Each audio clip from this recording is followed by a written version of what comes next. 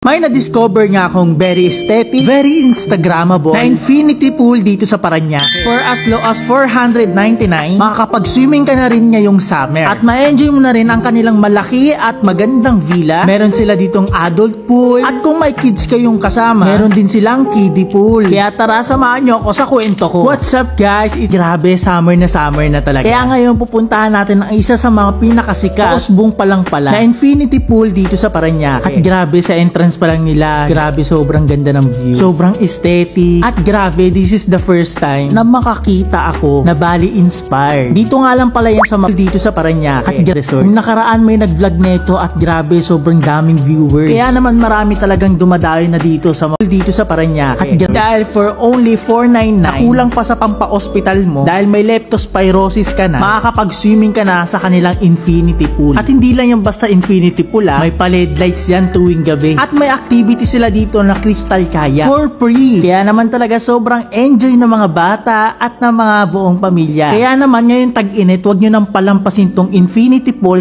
dito sa Parañaque at resort.